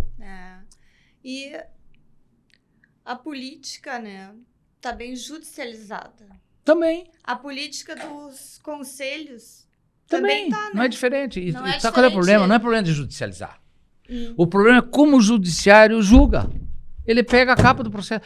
Eu hoje, porque eu não conhecia a justiça. Conheci a justiça com 60 anos, quando comecei a ter esse processo. Nunca tive nada em justiça. Sim. Hoje eu sei, qualquer um sabe, como é que vai ser os votos lá no Supremo. Aí o pessoal, porque agora o Moro saiu ali. Vai cair lá. Todo mundo sabe, o Deltan caiu. Então, todo mundo sabe como é que vai ser os votos do Supremo. Vai pra fritura. É 9-2 ou 11-0. Depende da capa do processo, quem está julgando lá. Então, isso aí que nós não podíamos perder numa democracia, que é a balança da justiça que é cega. Entendeu? Então, assim, às vezes eu sou inocentado, até agora foi... Às vezes tem processo ali que é uma firulinha, que o cara me condena baseado no quê? Porque eu assinei a ata sozinho, não leu o regimento do conselho, e eu não consigo falar, porque eles não te deixam falar. Tu sabe, tu é advogada, na justiça tu tem que ficar quietinho ali, entendeu? Durante a pandemia eu pedi para transferir, que eu tenho diabetes, eu tive que ir lá, processo contra mim. Tudo umas mentiragens, umas coisas que eu deixei 47 milhões em caixa do CREA, botavam que, inclusive eu vou falar depois, se for o caso, porque é verdade. Eu tenho a cópia. A Rosane de Oliveira botou lá que eu contratei um sistema fantasma de informática. Aí eu fui no tribunal, me deram o negócio, tudo. Entendeu? Eu fui inocentado na justiça e tudo. Eu fui lá falar com ela. Rosana, ela veio lá toda sem jeito. Aqui, tu tá mal informada. Tu botou aqui que eu contratei um sistema fantasma, tá aqui, dito pelo Tribunal de Contas da União e da Justiça. O senhor me processa. Eu vou perder meu tempo processar 0 hora. Com todo o respeito. É óbvio que eu vou perder. Peguei minhas coisinhas, daí eu disse para ela assim, não, o fulano, né, que eu não vou dizer o nome, disse para mim, botou lá um papelzinho que tu era isso. Muito bem, tu como uma boa jornalista devia ter me ligado, porque tem que ouvir os dois lados antes de botar uma notícia. Mas eu vou te perdoar, sabe por quê? Eu convivi com essa pessoa há 15 anos, ele me traiu, não vai ser você que ele te viu um dia que ele vai ter mentir, né? Que ele mentiu. Eu era franciscano, eu era não sei o quê, tu viu? E deixei de ser no outro dia, porque dei o poder. E é bobagem, sabe por quê? Porque o poder é efêmero. Entendeu? Uma hora tu tá, outra hora tu não tá. Entende? O Sérgio já teve no poder, eu tive, e eu tive uma vantagem. Eu tenho um irmão que foi deputado, ele saiu agora, né? Ele não se elegeu. Porque tu tem que te preparar para sair. Porque depois ninguém mais te liga, ninguém mais te dá bola, e fora as pessoas que atravessam a rua do outro lado. Mas o que é isso? Só que tem um detalhe, aí sobra também, tem o outro lado. Por isso que a vida tu não pode dizer que tá tudo perdido, todo mundo é sem vergonha. As mulheres nenhuma vale nada, por exemplo, se a mulher traiu, não, cara. A vida tem pessoas boas, pessoas más, faz parte em todos os segmentos. no direito. Então, assim, ó, teve pessoas que me surpreenderam positivamente, tu não tem noção. Isso eu vi lá no caminho. A pessoa chegou lá para mim, não, aqui tu nunca me viu, nunca mais vai me ver. Aqui tu não vai pagar nada, tu é peregrino, se tu veio lá, o cara pegava, lá é chopp, né, e pagava. Então, umas coisas loucas, tem mais coisas. Vai ter um programa, tu vê, eu vou te contar coisas que tu não vai acreditar. Ali é a presença de Deus. Lá no caminho, eu tive vários... Insights. Porque, eu não vou falar sobre espiritualidade hoje, porque não é o caso, mas daí me lembro depois no dia, porque eu tive várias coisas na minha vida. Não é por acaso que eu sou espiritualista. Quando tu vieres falar sobre o caminho, tu não vai falar sobre engenharia. Não, daí eu vou falar sobre espiritualidade, que então... são passagens que eu vi que as pessoas acham que a gente é louco, que eu tive na minha vida, tá? Desde os 7 anos. Tá? E eu nem frequento mais. Então, assim, para mim ninguém conta a história. Eu já vi várias mensagens lá no caminho, me mostraram que como diz, viu? Tá aqui, ó, cara. E por que eu fui fazer o caminho também? Isso eu vou falar depois vou te dizer o porquê que eu fui lá. Não é por acaso que tu vai. Claro. Tá? Mas isso é outra história. Engenharia. E arquitetura, né? Quando tá engenharia, tá arquitetura. Vamos voltar, então, para engenharia. A engenharia, está em tudo aí, no desenvolvimento de novas tecnologias, até na inteligência artificial, né? E como? E o que esperar aí dessa engenharia no futuro aí? Eu sou bem sincero, Sérgio. A engenharia é só coisas... tem muita coisa boa pela frente. É que nem a tecnologia. O pessoal diz, mas veio o celular. Se tu pegar o benefício e o malefício, o benefício é bem maior. Claro. Sabendo usar, né? Tu não vai ficar aqui... Eu mesmo, assim, ó, eu recebo... ontem mesmo surgiu um negócio aí. Eu não passo para frente quando eu vejo que é fake news. Não é legal isso aí. Até porque fica mal depois, porque vem à tona. Então, eu vejo assim, a engenharia... nós perdemos... porque eu me formei na época que eu tive uma mudança muito grande, né? Quando começou as calculadoras, tinha só de somar ali. Me formei e já tinha um TK-85. Eu depois tive um HP. A tecnologia foi assim, entendeu? Então, quando eu comprei o primeiro computador na minha empresa lá, foi uma coisa louca. PCXT. Entendeu? Hoje eu já nem sei mal o que está no mercado aí. Então, assim, mas sempre melhorando. Só que tem um detalhe, né, Sérgio? E aí eu sou estudante da URGS, vou dizer por que eu acho que o IAD, essa questão, ela tem que ter um viés, assim, a parte boa, a parte ruim. Tu não pode fazer só IAD e só... Eu acho que se tu conjugar os dois, ele é bom. Por exemplo, a engenharia, eu não posso perder o foco, né? O que eu estava falando? Porque eu tô com isso agora, tô meio já com Alzheimer. Não, nós estávamos falando... Sobre a inteligência artificial e o futuro. Não, na época que eu estudei, então assim, ó... Que tu tinha um PCXT. Isso, daí foi evoluindo rapidamente. O que é isso? PCXT era um primeiro computador. Então assim, para ter uma ideia, eu ia lá na URGS, eu sou da URGS, tá? E eu ia lá bater cartão. As pessoas nem sabem, pega meu filho, hoje nem sabe o que é. Eu fiz o cálculo num hangar do aeroporto. Era Fortran foi um trabalho, Fortran e Cobol. Batia cartão, ia lá na URGS, batia cartão a madrugada inteira. Eram uns cartão que tu tinha que bater, tu batia e ele furava, tipo loteria. A programação era feita em cartão que tu inseria no computador. Bom, se tu pegar, nós que somos jovens, a época do toca, tu conta para as pessoas, nem sabem como é que era. Quando eu chegar na minha parte lá, eu fui garçom e eu era garçom depois, tá? Daí tu lembra, porque eu vou contar como é que era o toca-disco lá com os discos, né? Como é que fazia e tal, tudo. Já terminou a parte da inteligência artificial? Não, estamos na engenharia. Então é o seguinte, Sérgio, na minha opinião, tu tem que saber usar. E tudo é na vida assim, na minha opinião. Vamos falar, tu viu que eu falei que eu sou espiritualista, que eu não sei o que. Se tu ficar só atrás da religião, a religião não vai resolver problema de ninguém. No meu entendimento, o que a espiritualidade dá? O equilíbrio emocional para te conseguir seguir tua vida em frente. Senão é que nem a morte. Se tu começar a pensar que vai morrer, tu morre. É verdade. Tu tem que pensar, não interessa. E um dia vai chegar o dia, meu, teu, de todo mundo. E aí tu vai encarar. A diferença é o seguinte, vou dizer da minha opinião, depois que eu comecei a me espiritualizar. Quando chega a hora de morrer, tu vai ver o que tu fez de bom e ruim, porque quem julga é nós mesmos, não tem ninguém lá. Minha avó dizia que tinha na minha opinião, é tu que vai ver as coisas boas e ruins que tu fez. Então, se tu chegar a um balanço ali, por isso que tá na hora de começar a fazer coisa boa. Sim. Porque quanta maldade e coisa errada a gente fez. Se fosse o contrário, A gente já nascesse sabendo tudo. É. Ia ser tão Não, mas daí bom. não tinha graça. Será? E o segredo é que é um mistério. Porque ninguém sabe, tem que acreditar. E aí vem o louquinho, aquele que falou ali, depois posso passar para o Sérgio ali, que eu tenho aquele cardiologista famosíssimo, morreu logo. O cara é uma loucura. Ele diz, é que nem Einstein. Eu li toda a bibliografia do Einstein, tá? As pessoas, ele era malucão, e não era malucão. Ele chegou e disse o seguinte, se eu conseguir, que ele era megalo, né? Se eu não conseguir provar que Deus não existe, porque Deus existe. E ele acreditava em Deus. As pessoas dizem que ele não acreditava. Claro que acreditava. Isso acreditava. Entendeu? Claro, tá vendo? Tem documentário Mas dele no YouTube. Tu fala com as pessoas... E ele tinha um filho que tinha problema, que ele escondeu. Ele andava com tudo que é mulher também. Ele andava com a prima dele, com não sei o que ele era. E daqui a pouco ele levantava e ia embora, deixava as mulheres sozinhas. Ele era... autista, na minha opinião. Hoje está muito em moda essas Na coisas. época não tinha. Não tinha. Hoje tem autismo para tudo que é lado. É outra coisa que o autismo é muito inteligente às vezes, né? São, Não, né? Os psicopatas, os autistas, são muito inteligentes. Em tese, né? Pode ver. Então, assim, claro que... E aí é o seguinte, cada um pode usar a inteligência que Deus nos deu. Eu acho que Deus também dá... Aí ele dá dom. O que é dom? Dom é o seguinte, a pessoa tem o dom de ser médico. O dom de falar em público, entendeu? Sem nunca ter nada.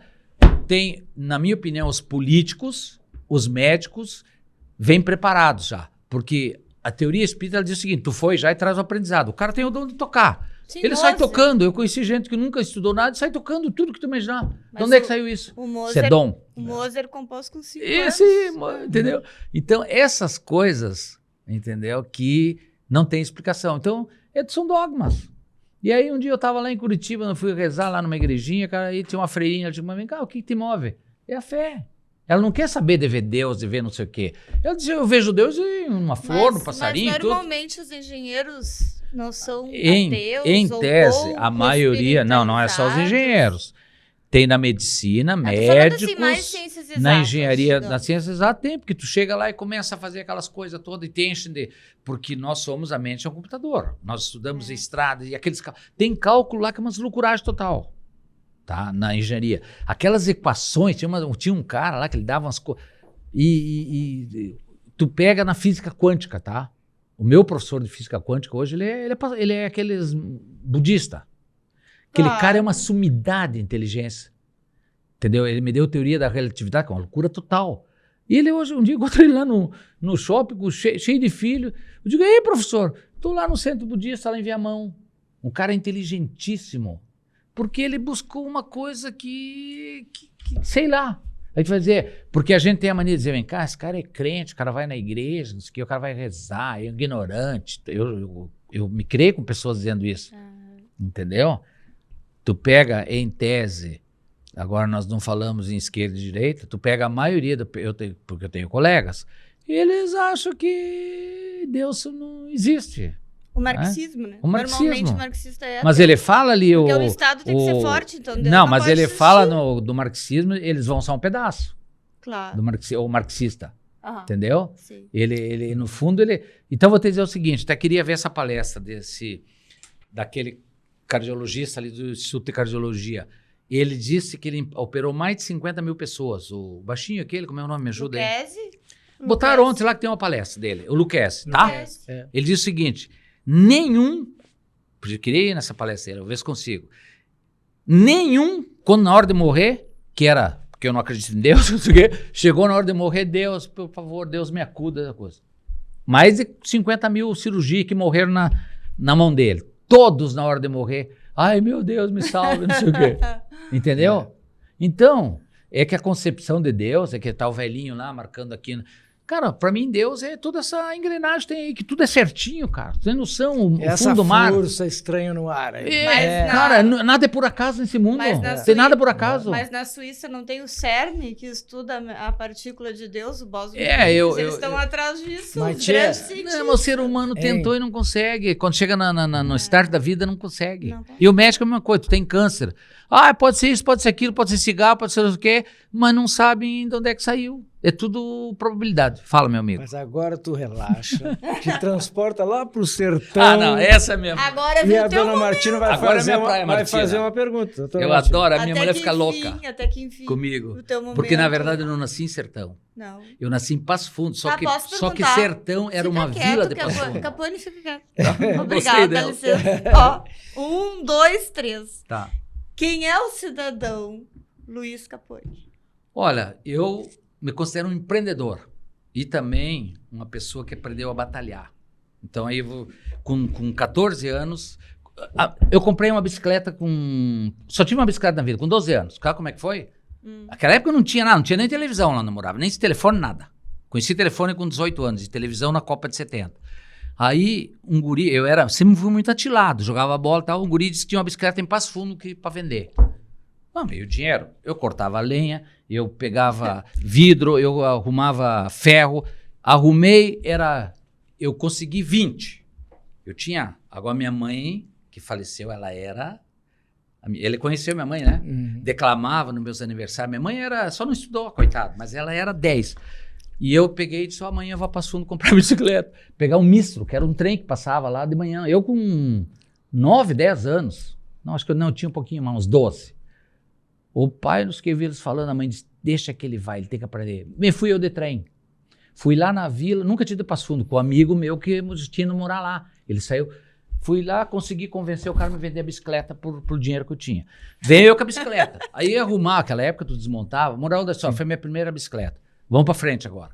Aí meu pai, nós fomos morar no clube. Aí eu fui ser garçom e discotecário.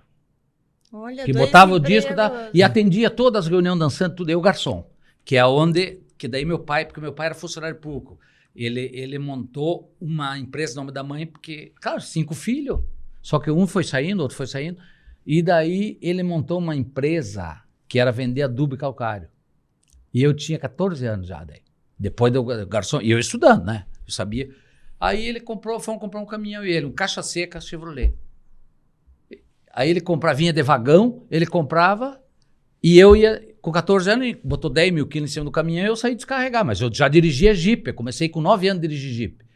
Escuta bem, e eu cuidava, então, toda a empresa do meu pai, que era os funcionários, meu pai trabalhava na prefeitura, cuidava o clube, e aí que eu aprendi a lidar com Arigó. Tá? E ainda o seguinte, fim de semana nós ia pescar, eu levava eles na zona, com 14 anos, eu fui indo. O dia que eu fiz 18 anos, eu administrava a empresa do meu pai. Tá tudo, eu tenho documento, tudo isso aí, só queimou muita coisa depois. Sim. Ali, mas a melhor coisa que eu fiz na vida, porque eu aprendi a ser empreendedor e os caras, eu também descarreguei, só que eu coordenava e estudava, eu não larguei de estudar, eu sabia que eu tinha que estudar para sair de lá, isso eu sabia, burro não era, porque aí que vem a história, e aí que a mulher tem que existir no mundo, porque as pessoas, o homem, que é homem, ele quer conquistar a mulher, e eu sabia que para mim conquistar as mulheres eu tinha que ter um curso superior. Porque existe até hoje, tu pega o nosso presidente ali, ele tem uma mal que ele não estudou. Sim. Então, porque as gurias existia isso aí lá no interior. Se tu não tirava um curso superior, tu não era nada. Ou tu tinha muito dinheiro, eu não tinha dinheiro, eu tinha que ter um curso superior. E falar bem. Aí, que eu não tinha colégio na minha terra. Eu ia estudar em Getúlio Vargas. Só que na época não tinha asfalto. Aí eram umas estradinhas de chão, e eu e um colega. Aí nós ia às 3 da tarde de ônibus, ia lá que eu contei, e não tinha quem voltar. Aí que eu ia lá para casa da Luz Vermelha e tinha um delegado que ele ia toda noite e eu voltava com ele, nós voltávamos com ele. O cara desistiu depois, escuta bem. Eu fui lá em Espumoso, tá? Ele tá velho. Eu apresento o CREA, de gravata. Eu fui dar uma palestra lá em... O delegado tá velho. O delegado, descobri ele, sabe por quê? Mas não fala o nome dele aqui no programa. Não, não vou falar o nome dele. Lá na Luz Vermelha, mas não tem problema, porque ele adora né? isso aí. Ele tem uma filha que participou do Big Brother. Não, porque daí eu digo, vou lá agradecer esse cara. Porque o cara tem que ser grato, né? Senão eu não tinha sido um engenheiro. Cheguei lá na delegacia, eu entrei, não é esse livro, é um que diz sobre a minha administração. Eu tenho outro que é o de gestão. Bem no fim do meu mandato. Cheguei lá, entrei, ele botou a mão no revólver, velho, né? Eu entrei, eu disse, eu sou engenheiro graças a ti. Ele me olhou, como? Digo, tu é aquele cara, eu sou aquele gurizinho que ia lá, e tu ia aquele, eu tenho na minha cabeça o fuscãozinho dele com roda raiada, eu estudei um ano assim. Aí meu colega desistiu, tá? Eu sou o primeiro engenheiro da minha cidade. E eu continuei. Daí já veio, eu arrumei um cara que ia com Jeep, um outro cara, e nós ia e furava os pneus, porque era tudo estrada de chão. E eu não desisti. Todos os meus colegas desistiram.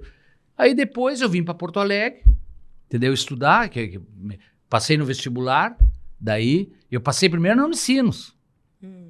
Nós não falamos sobre isso, né? Se tivesse EAD, eu era um que ia fazer EAD.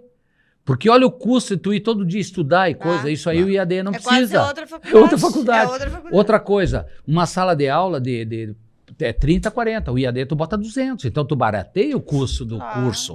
Claro que faz as aulas que precisa fazer lá. Então é o seguinte, aí depois eu vim para a URGS, perdi tudo que eu fiz na Unicinos, porque tem diferente, eu estudei 1 ano e meio lá. Sim. Aí vim para cá, perdi tudo que eu fiz, porque lá tem diferença de crédito. Mas tudo bem, eu não tinha dinheiro, e eu fiz o crédito educativo e depois eu paguei. Quando me formei, peguei, a primeira coisa, paguei.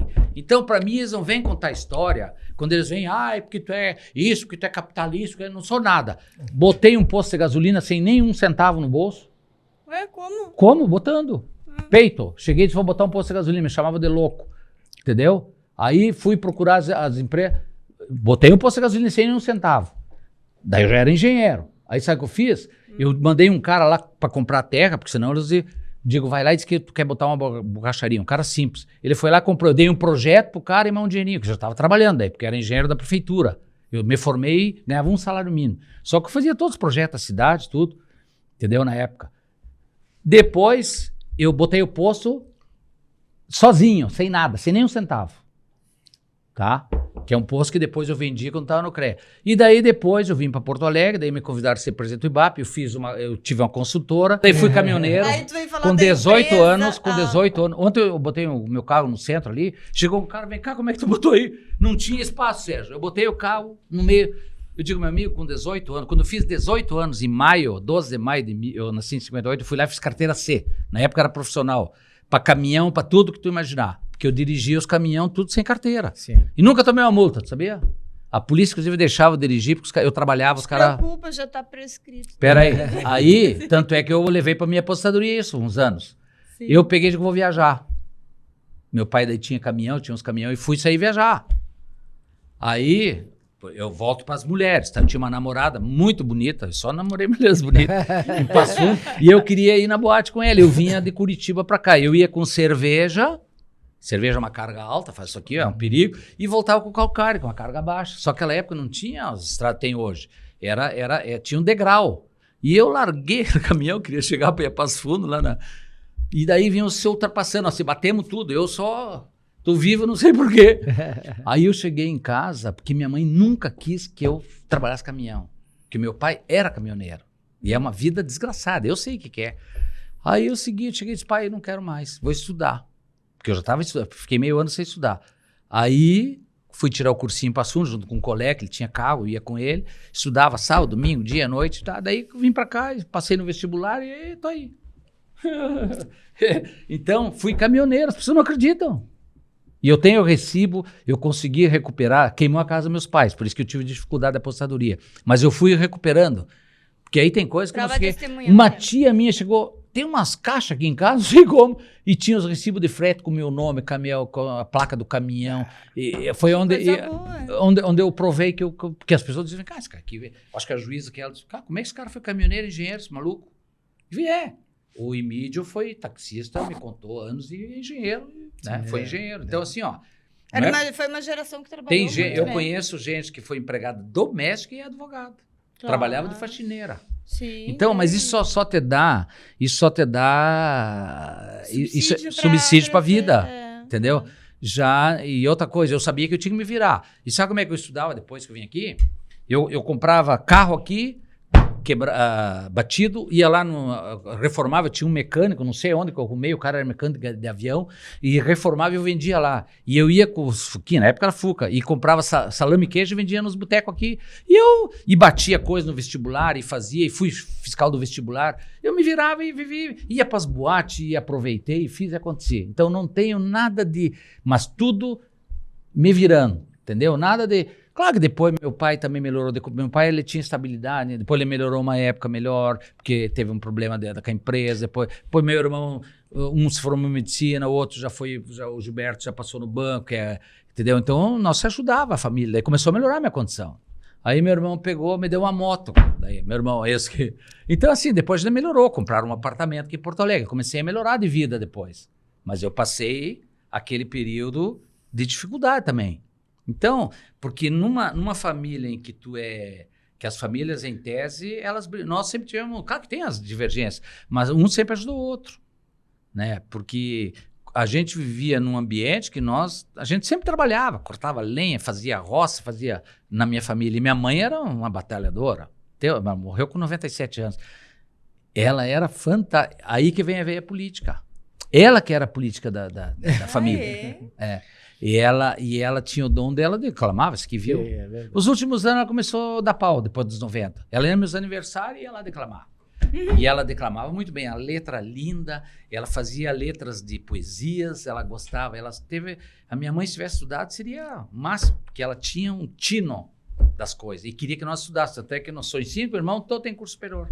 Olha só. O meu irmão, que é médico, lavava a sala de aula, que ela foi lá em Passo Fundo pro irmão e se ajoelhou pro cara receber ele. Hoje foi um grande médico, está aposentado, trabalhou a vida toda, é um cara bem sucedido, mas é um trabalhador. O outro... O Gilberto passou com 18 anos, 2 concursos da Caixa do Banco, depois foi deputado, foi prefeito 3 vezes, entendeu? A minha irmã, também do Banco do Brasil, o meu irmão mais novo também tem curso superior, o negócio tá aí, agora tá meio doente. E eu tô aqui, né? Trabalhar faz bem pra saúde, então. Eu acho que faz, mas não demais também.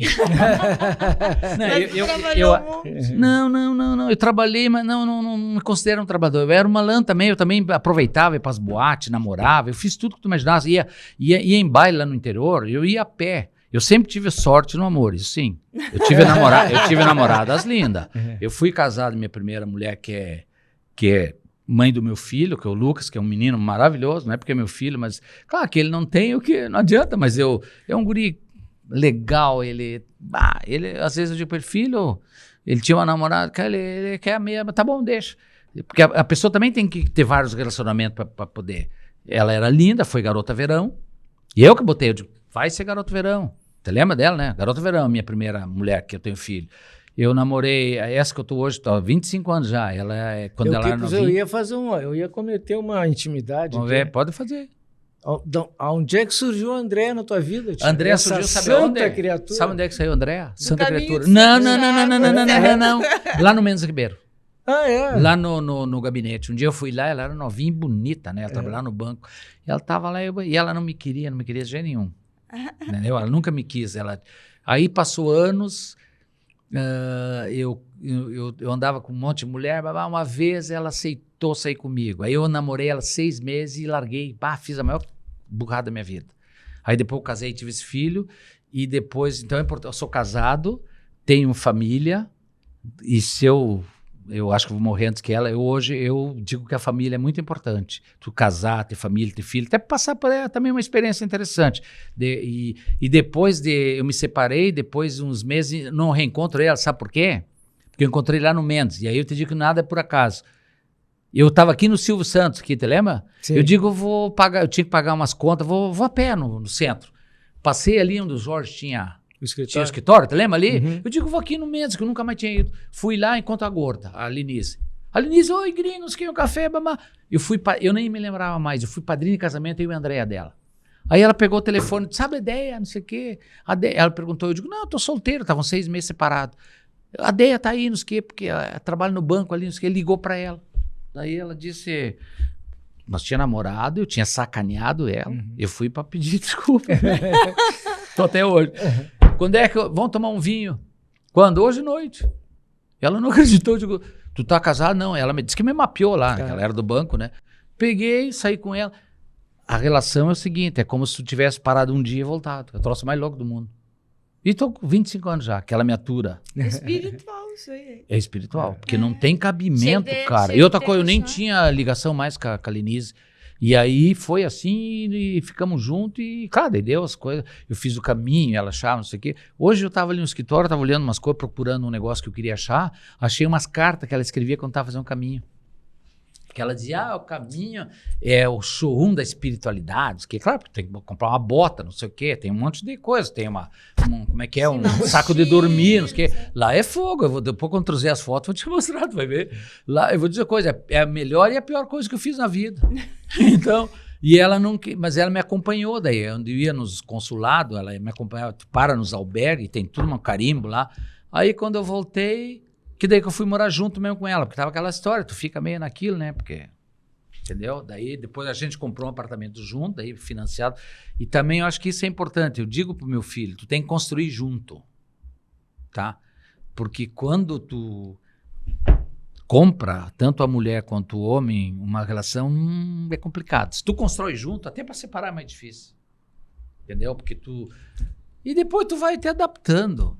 Tu tem brigas todo dia, porque eu sou totalmente diferente da Andréa. André é pavio curto e eu fico me deitando. E eu levanto cantando de manhã e faço coisa, faço pirraça, tá aí ela, não sei o quê. Entende? Se ela vai assistir isso aqui depois, ela vai me dizer, tu foi lá falar essas coisas tudo. Ela corta metade disso aí. E aí, não, então nós somos totalmente diferentes, mas tem uma parceria, ela é uma mulher inteligente, entende? Então assim, a gente discute muitas coisas, até o que eu escrevo durante... Hoje eu tô com a pauta para amanhã, eu digo... Eu estava assistindo lá uma televisão hoje e tem uma mulher falando sobre a questão que tu não deve proteger muito os filhos. Tu tem que... Porque os animais fazem isso. Porque nós protegemos. Eu protegi o meu filho demais aí. Porque a gente não quer que passe. E no fim é um erro. Tu tem que deixar eles se ralar um pouco. Ralar, quebrar. Tem uma musiquinha, né? Quebrar o nariz, ralar no chão quando vai andar de bicicleta. Ninguém me ensinou a andar de bicicleta. Ela disse que ela ficou atrás do cara cuidando. Eu aprendi por baixo aquele negócio, você lembra? Tu dirigia por uma bicicleta, o cara era um dia frio, e o cara foi pra dentro, um amigo meu, eu peguei a bicicleta dele e tinha que aprender naquele horário, senão... Então... Mas tu falou aí Jorge pra cá, Jorge pra lá, então eu vou fazer um relato aqui. O Mendes Ribeiro foi meu padrinho de casamento, verdade, por isso que não deu certo meu casamento. Na verdade, quando tu fala em Jorge, ele tá se referindo ao Mendes Jorge Ribeiro. Alberto Mendes Ribeiro. Filho. Que foi a pessoa que me apresentou pra ti. Na verdade, eu saí candidato ao CREA aí, porque algumas pessoas queriam que eu me candidatasse, o Mendes estava me ajudando e tal. E um belo dia me chamou lá no gabinete e disse assim, vem cá, tia, tem 2 candidatos aqui ligados ao gabinete, tem uma coisa errada. Eu disse, mas quem é o outro? E é o Capuani, tu não conhece o Capuani? Nunca tinha visto falar do Capuani. O Capuani era uma liderança lá de Sertão, como é que eu ia saber? Aí ele nos trancou numa sala, disse, eu quero o seguinte, daí de dentro só sai um candidato. Não, mas ele estava certo. E tu quer ver como é que... Mas aí foi naquele momento que eu tive o Mendes foi assim, ó. Ele. O Mendes eu conheci ele e depois eu perdi o contato com ele, porque eu estava loqueando com as minhas empresas. Aí um dia eu li um negócio, Mendes Ribeiro Filho, candidato dele, tinha mudado, Aí eu procurei ele. Lá na minha terra, ele fez 600 e poucos votos, foi onde ele se elegeu deputado. Porque lá tem pouco eleitor, tinha 2 mil, eu levei ele lá e babá. E o meu irmão, que é prefeito, estava tido embora. E eu ia lá com ele, fazia campanha até no cemitério na entrada de madrugada. E ele se elegeu graças ao voto sertão, mas ele sempre reconheceu. O Jorge sempre foi um cara que, porque depois, na época, eu entrei na Cíntia como funcionário e depois eu passei diretor no governo Simão, porque te lembra que o Simão botava um diretor do quadro, entendeu? E aí eu fui escolhido diretor técnico e fui depois, fui diretor, eu entrei como engenheiro, lá que eu conheci o Alfredo, aquela turma, e eu fui diretor. Tem um grupo ainda aqui. Mas nós vamos ter que deixar tu falou Tu falou em reconhecimento e tal, né? Isso era uma coisa que aprendi muito com o Mendes. Ele era um cara muito grato. Né? E tu falou aqui no início que tu tinha muita gratidão a mim, eu quero te dizer que a recíproca é verdadeira. Eu tenho o maior, vamos dizer assim, orgulho de ter tu como um dos meus amigos. Que bom. E pode ter certeza, podem te acusar do que for, eu tenho certeza de quem tu é, te conheço e tenho certeza que te olho nos olhos com tranquilidade. Eu me considero também uma pessoa que eu gosto, que defendo sempre a liberdade de expressão, por onde eu andar, e também que as pessoas tenham uma vida digna, e também que eu sou extremamente família e acredito em Deus. Ótimo. Eu encerro assim. Obrigada. Muito bem. Tá? E agradeço por vocês terem me dado essa oportunidade. E desculpe se eu falei demais, mas Não, é tá meu tudo jeito. bem, É mas meu jeito. Não, mas vamos Fica falar pra de uma novo próxima, aí sobre... então. Vamos falar agora sobre o caminho de Santiago, né? isso. Ah, que legal. Voltará. Vai ser uma coisa, sabe por quê? Que vai Porque eu vou lembrar muito. Para mim é muito importante isso, porque é um marco na minha vida. E nunca falei sobre o caminho certo. Diziam que era para mim fazer palestra do caminho. Eu nunca quis fazer, porque eu não sei. Então, Quem sabe daqui saia silêncio, isso, né? O próximo. Que interessante. Pessoal, muito obrigada pela Ah. companhia de vocês. Não deixe de se inscrever no canal, curtir, comentar, compartilhar e nos sigam nas nossas redes sociais. Até semana que vem. Muito obrigada. Podcast Bastidores da Vitória, semanalmente trazendo convidados com as mais diversas especialidades e experiências, preocupados com a cidadania e com os destinos do Brasil. Vitória Consultoria, inovando pela liberdade. Bom dia, boa tarde, boa noite e até semana que vem, Lideranças do Brasil.